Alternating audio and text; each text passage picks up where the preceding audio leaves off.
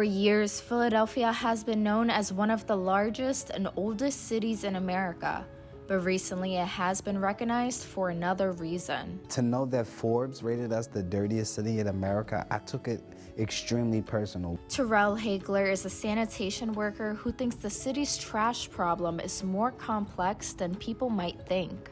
The way garbage collection ties into poverty is because we, as a city, we just tend to care less about those neighborhoods. A block gets missed, and a cleaner neighborhood, you have 6, 7, 10 neighbors calling 311 in the sanitation department saying that our block wasn't picked up, versus Kensington, where if a block gets missed, it's, oh, they do this all the time, we don't care, and then it starts to pile up. Illegal dumping is the disposal of waste in unpermitted areas. Vacant lots, alleys, street corners, and neighborhood sidewalks are common sites for this act. One of the dumpers had said that it's cheaper for them to unload here than to pay to actually dump.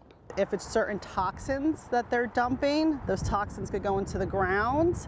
And yeah, you can remove the items, but whatever is there is seeping in the ground, especially if it's near our sewer systems and our waterways. So, you know, it can do a lot of effects overall from mentally, wellness, and health-wise. One issue residents deal with is the social conditioning a neighborhood undergoes in the aftermath of a neglected dumping site. The dumping gets picked up and immediately replaced. So did they clean it up? Is it clean? No. Did they put resources into going and getting it? Hopefully. One thing I could say about this neighborhood is there's a lot of people who put in 311 requests to get the trash removed, and we do get good response from 311 and from the streets department. But it's just like it's a constant thing. Philly 311 is the city site and mobile app where you can submit a form to have dumping removed. But Russell Zerbo says he has learned a lot in his experience with filling out requests. Vacant lot reports take a lot longer. There's a really long list of vacant lots that need to be cleaned in the city, and it costs about $1,000 for the city to do one of those cleanings. So they kind of take their time in doing it. But if you report something as being on the street or sidewalk, it's a totally different list. It's way more urgent.